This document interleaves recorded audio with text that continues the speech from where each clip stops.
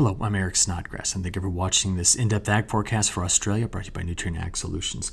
First of all, I just got to say something. I don't know what you are doing down there in terms of training swimmers, but watching the Australian swimmers in the Olympics has been absolutely fascinating. The second thing I want to talk about is a comment I received from a group in Australia I spoke to earlier this week who asked me a question about weather forecasting across Australia and its accuracy. The question was specific about Western Australia and about how oftentimes the forecasts are pretty wrong. And the question was, why sometimes when we're forecasted just get a little bit of rain, we end up getting 50 mil, and then why sometimes when, there's heavy rains forecast, we get missed. And I'm going to make just a quick point about that before we dig into what's going on in your weather pattern. You've been looking at a map showing you where we have buoys, and these buoys are collecting ocean data and also collecting atmospheric data.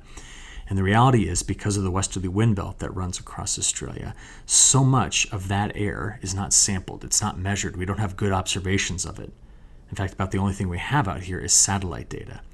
And then if you take a look at this graphic, which shows you where we have weather stations all over the world, you'll notice that the distribution of them, while it's quite dense across the east, throughout the western part of Australia, central Australia, where of course there's extremely low population in this area. We just don't have data. There's no weather data being collected. And so the fact that the ocean to your west and to your south, and honestly even to your east, has very limited observations, and then across Australia we don't have enough weather stations, means that the data that goes into the weather forecast models is hindered by this. And any sort of small error in that data, plus the lack of it, grows quickly into larger forecasting error. And I'll be honest with you, it is a lot easier for me to forecast the weather across the United States, where we have such a tremendous amount of weather data. Plus, if you look out, I know you can't quite see it on this map, but there's a large buoy array that is in the North Pacific as well. And I have all of that data to help me do a better job in the United States. So we suffer from a data problem down here. I thought you might just want to know what makes it so challenging to predict your weather.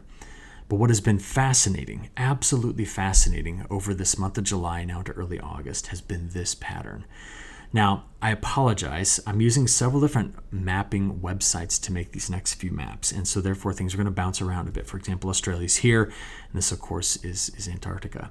But you're looking at a map showing you what are called height anomalies. These are troughs and ridges. And there's been a major ridging over Antarctica with this broader trough that is surrounded. And what I've made a case for is that all around the northern side of this trough, we have seen very, very fast winds. And they've kind of come in two pieces, one to the south of Australia, another one right into Western Australia, and kind of carried across the rest of Australia. Now, what's been so fascinating about this is that if we look at the winds and how anomalous they have been compared to average, we can see much stronger than normal polar easterlies and much stronger than normal mid-latitude westerlies. And that, that anomalous behavior in the jet stream is one of the big kind of questions we're going to have about the future. Like, what is August and September going to look like? Are we going to keep, this typical behavior kind of going when we have such a huge distribution of pressures across the entirety of the southern hemisphere? Because if you look back from the end of July, the last 10 days of July and the first 5 days of August, just looking at the data, I'm looking at something called specific humidity. This is an absolute measure of moisture in the atmosphere versus relative humidity, which is relative to temperature. And what we're looking at here in these colors is where we've had drier air, and this is where we've had some more humid air. It's also been in parts, limited at times, but here in Western Australia. Because what those stronger winds have been doing is driving a drier air into the central part of Australia, which has at times kind of gotten into Queensland, New South Wales, Victoria, and it's coming in through South Australia as well. And that's part of the reason why the beginning of this month has had wetter conditions here where the flow is entered, but kind of pushed some drier air at times into these regions. Now, after July's rainfall that we did get across Western Australia at the beginning of August, this is just the first 7 days of August, this is what the precipitation looks like as compared to average. And some of the new longer-term forecasts for the rest of August are reflecting a little bit different precipitation pattern than I would have anticipated. And what I would have anticipated is if I looked at the jet stream level winds, now I'm sorry, I got you reoriented here. There's Antarctica, and here is, of course, Australia. Seeing where this flow is entering, I thought we would get better frontal action here in Western Australia. In other words, stronger fronts delivering better chances at lifting, more humid air to produce precipitation out of this. But you'll see in a few moments that those forecasts are a little drier, I think, than what I had originally thought they were going to be. But I do want to do this. I'm going to take it and just center this image over Antarctica, and I'm going to take you deep into the atmosphere. This is all the way up into the stratosphere, and show you your polar vortex. It is one of the strongest observed. Look, those are winds that are at 10 millibars. That would be where the pressure is about 1% of what it is down here at the surface. And you are, let's see, 12 to maybe about 18 kilometers above the surface of the Earth. You're in the stratosphere. And these winds are just, they're screaming in here. And what they tend to do is tighten up their grip on cold air. And they've got it all anchored inside of this. So this, again, is the polar vortex. We have one in the northern hemisphere, but it is summer for us. So it's almost non-existent. Look at that. It's just not even there in the northern hemisphere. Now, if you get into the middle of our winter, which, of course, is going to be occurring over the next 6 months, we get one of these as well. But when this is so fast, it is just holding all of the cold air, all the cold air here and not letting it get out. So just think all of that through and relate it back to the southern annular mode. Now, you know that since July, we watched this thing tank, and into early August, that was pretty well forecast. And every time I see it trying to forecast a rebound in the southern annular mode, it's not quite happened as fast as anticipated. And we're anticipating here that we're going to go through the rest of August with a negative southern annular mode. And let's think through this real quick. So I'm going to bring up a correlation map. So let's go to correlations. We're going to use this one. We'll go into the month of August. I should have pulled this up a minute ago, but I think it's kind of fun to see this on the fly. And let's go in there and say, let's look at precipitation rate. How about that? And we're going to compare this to the southern annular mode, also called the Antarctic oscillation. So we're going to click on that one. August, that's good. I would like to make the plot size a little bit bigger, and let's focus specifically on Australia. Where are you? There you are, sorry. Okay, let's create the map. So this is a correlation map. This means if the southern annular mode is positive, we would expect higher precipitation rates here and here. But we do not have that. We have a negative southern annular mode, a very negative southern annular mode, meaning that the precipitation rates here will be less than average. Now think about that, because when I come back and look at Baum's demonstration for the southern annular mode, okay, they've got, we can come in here and look at the climate effects, which we've done in the past. In fact, let's just do it again real quick. The typical negative phase of the southern annular mode does tend to drive, some wetter conditions into Western Australia and also down here in Victoria, like almost Adelaide through Victoria, but drier in the interior. But we have a very negative southern annular mode, and they have an interesting example of this from back in July 2007. Now, again, I apologize for the reorientation of the map. Australia is now here. But the pressure, the sea level pressure, was extremely high over Antarctica and low here. Now, look at this. This is south of Africa. Okay. What I'm going to do now is show you this map. So here's Africa. I'm so sorry it reorients. But this has been the pressure and how low it's been this year. In other words, 2007 has kind of a interesting link to 2024 in that we're seeing the same kind of pressure patterns as we are. And by the way, in 2007, there was also a La Nina building. Our ocean temperatures don't quite look like this right now, but at least that piece of the puzzle was also similar as well. So why am I doing this? I'm doing this because I'm going to say, well, what happened in August of 2007? If it's a halfway decent analog, let's use it. And you'll note that it was wetter here, but there were drier conditions across the south. And on the temperature side of this, which we'll come back to in just a few moments, you're going to see that it was much warmer than normal across a big section here, as all the cold air was just tucked into Antarctica. Now look, this is the new forecast almost through the end of August. And just take you back to this. Where was it wetter? Here. Where was it drier? Across the south, especially into parts of New South Wales, getting into Victoria, and also around in and around Adelaide. And this is the current forecast. It almost looks very similar to that. Just compelling to see that 2007 is such a close and interesting analog to 2024. Now, how long does it last? I don't know. Certainly the progress of the La Nina in 2007 is different than the one is now, so that's going to be critical for the upcoming months. But I'd like to show you how this is all coming through. So this begins, let's just get you queued up here about 3:30 in the afternoon on Thursday. There is a frontal boundary swiping through Western Australia into Victoria. It's hitting Tasmania.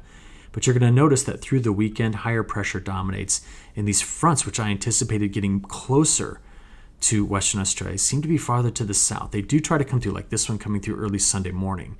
But the rainfall kind of coming around this broader ridge in this area of high pressure, watch what it does to this particular part of Queensland and New South Wales.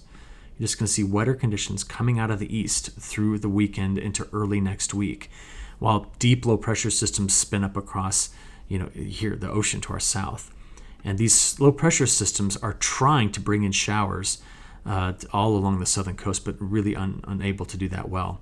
We're already out to next Tuesday in this animation. We just played this again, very active pattern across, our south, but just not able to drive heavy rainfall into much of Australia. Now, you do note that out there, almost about 9 days from now, we're looking at another possible rainfall event here. But as I explained at the beginning, forecast accuracy this far out is pretty bad from a single model run. But we'll go ahead and add it all up for you and just have a look here. And as we just play this all the way out through a 10-day forecast, the wettest conditions seem to be along the east coast. And at times, possibly more at the end of the forecast than at the beginning, wetter down here farther to the south. But still, if we come back to the anomalies, this is still a bit drier than average. So there's chances for rain, but it's drier than what we can get during this time of year, with so much of the activity and the flow of the atmosphere staying farther to the south. Really fascinating near-term forecast. Now let's go back to this and talk about temperatures and say, well, what happened in August 2007 with respect to temperatures? So if we go up here and look at the 2-meter temperature, we're going to plot the anomaly. Take a look at this. You'll notice that it was a little bit cooler than average across the north, but much warmer than average across almost the southern half of Australia. And I bring that up because this is the forecast for the next 5 days looking at temperature anomalies. So we find that we have large sections of Australia with a 2, 3, 4 degrees C warmer than average forecast for the next 5 days. This is out day 5 through 10, and this is day 10 through 15. And my point here is that with that tight polar vortex, we're not letting a lot of cold air out. It's just not getting farther and farther, away from the South Pole. And I think that seems to be the kind of the broader case going forward. Now, what do we do with all of this? Well, let's step it out and look out there from mid-August to mid-September. And again, another reorientation in your viewing. And I'm sorry for this. My new maps will all be standardized, and I've almost got them finished. I can't wait to release them to you. But over that month of the 15th of August to the 15th of September, here's Australia, we continue to see the models dropping the pressure farther to the south. And what's interesting about this, if you don't mind, I'm going to reorient you one more time to just look squarely at Australia. The forecast during that time, so there's that lower pressure, looks like this for precipitation. This is a 30-day forecast for precipitation anomalies. And with all of the lower pressure farther to the south, keeping the storm track farther to the south, again, this is firmly anchored in what the southern annular mode is doing. We see overall a slightly drier than normal forecast, except for Tasmania and parts of New Zealand, which are getting caught up closer in that flow. Now, what's interesting to me about this, and again, this goes to mid-September, is that BOM's forecast for August is better chances of being wet than dry. And this could happen if moisture gets pulled into this pattern, but I think the wettest conditions are farther to the south based upon the current analysis. So we'll have to just call this into question, and again, we're comparing it to the European model, which actually shows up with a little bit of a drier signal. Now, what ends up happening as the days go on is we tend to get a precipitation pattern that has nuances to it. There's some spots that go over wetter and some drier. So I just went back to the beginning of August. This is an example. This corridor has been quite wet, and there's been some wet spots in through here. So we're looking at a big blanket forecast, and just kind of getting an idea down, just looking for where there are risks of being drier and comparing it to BOM. Now, bigger picture things, since that gets us to mid-September, is let's step out there and look at some of the new data with respect to ocean temperatures and try to assess what's going on there. La Nina is trying, but it just can't seem to get a good head of steam and get going. And it's limited. This is it right here.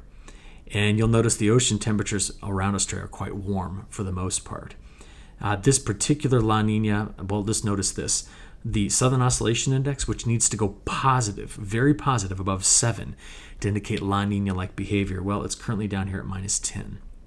So the atmosphere is not behaving yet like La Nina, but we care more about that once we get out there into the middle of our summer. So we're talking like December, January, February. That's the key time period. But as it stands, I'm going to show you an array of maps from one of my favorite sites, Tropical Tidbits. Over the last 7 days, we have seen some warming in waves in this area. And as a result of that, let's go ahead and close that. The middle of the equatorial Pacific, which made this nice drive down in July, has bumped back up there to be about 0.2 C below average, meaning that we're not yet in La Nina territory with this. But the differences in the longer range models is pretty stark. So we just had released 2 brand new ones, so I'm kind of excited to share these with you. The first is coming from what we call the National Multi-Model Ensemble. I've showed it to you many times over the last 5 years that I've been doing this. And what I want you to see is all these lines represent different weather forecast models and all of their ensemble members, meaning we run them multiple times. We look at the average, which is in this dashed line. And I've color-coded this based on if it's La Nina or El Nino. And what is interesting to note here is that more of the weather forecast models that are a part of this suite of models are predicting ocean temperatures drop about 1 degree C below average, meaning moderate strength La Nina. And as a result, this is what the September, October, November precipitation forecast is. Now, in a nutshell, the more La Nina-like we make the base state of the atmosphere, the wetter a lot of Australia tends to become. And you can see here that with this model predicting a more aggressive approach to La Nina, it's got better chances for much of Australia to be wetter than average. That's September, October, November. This is November, December, January, when it's predicting a very strong La Nina event. Well, let me rephrase that. A stronger La Nina event than other models, and that's why it's got better probabilities of being wet. Now let's compare and contrast here, because the new European model was also released on August the 5th. And what it's showing you in its red lines here are its ensemble members predicting the ocean temperatures at Nina region 3.4. That's right in the middle of the Pacific. And I put a black line showing the ensemble average, that arrow. That's still in INSO neutral conditions. It has a few more members down here than it did last month that are in La Nina. But overall, we would call this an INSO neutral to very weak La Nina forecast. So watch what the model does in response. Notice how drier it is for September, October, November when compared to the NMME. So I'm saying drier compared to.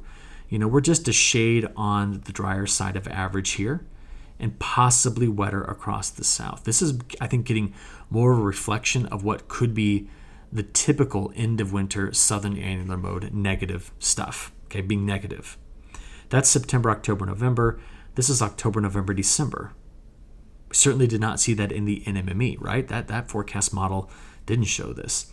What about November, December, January? I see a little bit more of a wetter bias. And then as we got there, December, January, February, the middle of summer, I do see more wet than I see dry, but it's not as though it's aggressively wet.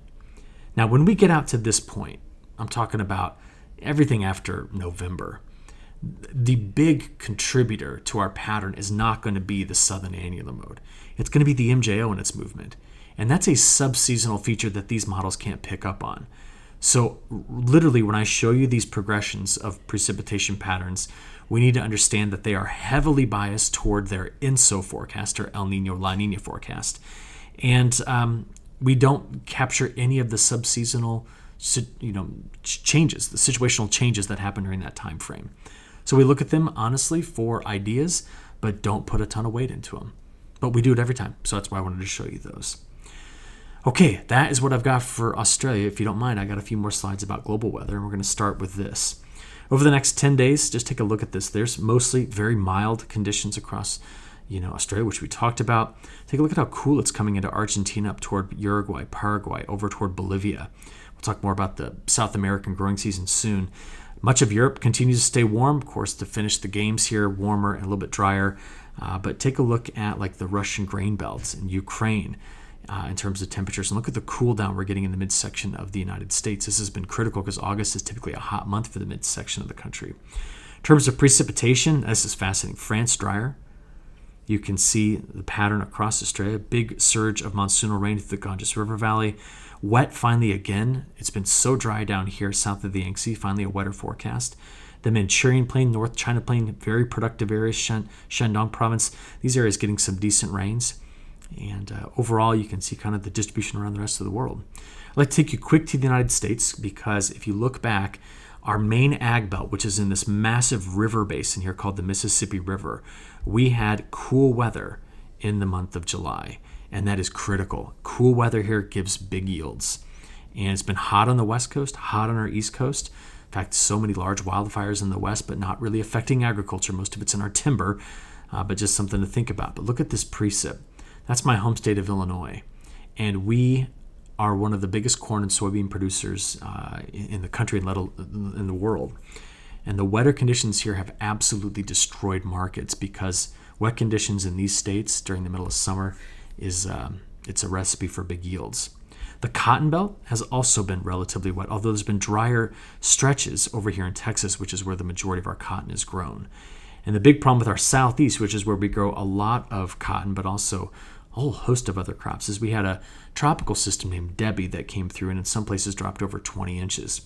We also had 22 tornadoes the other night that came through Minnesota into Wisconsin. Pretty rough go of it just lately with respect to our weather just in the last 3 days. Over the next couple of weeks, it's going to get very hot and very dry across critical cotton acres in Texas here and what we call our Delta, which is this region right along the Mississippi River. But this is the flooding that's happening because of Debbie. Just want to bring you up to speed on some U.S. weather, and then I want to give you our long-range forecast.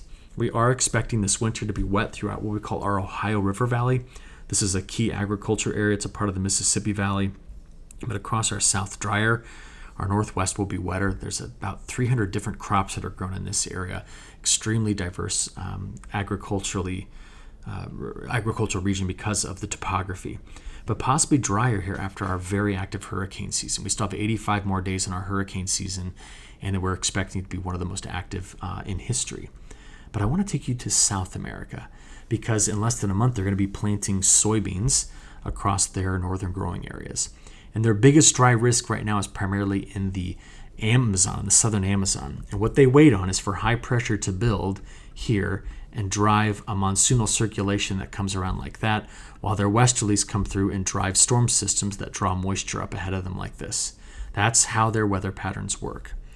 What we want to know is if the monsoon is going to start on time, and then how does the middle of their growing season shape up. And I'm just going to tell you something. Unless La Nina comes in full bore and really strong, then most of South America's growing season will be with limited risk this year of having adverse weather that could hurt yield. Doesn't mean there won't be issues, but the bigger picture is limited risk. And that could be very important given the massive amount of global supply of certain crops, especially corn and soybeans there are, especially knowing that the United States crop could be large.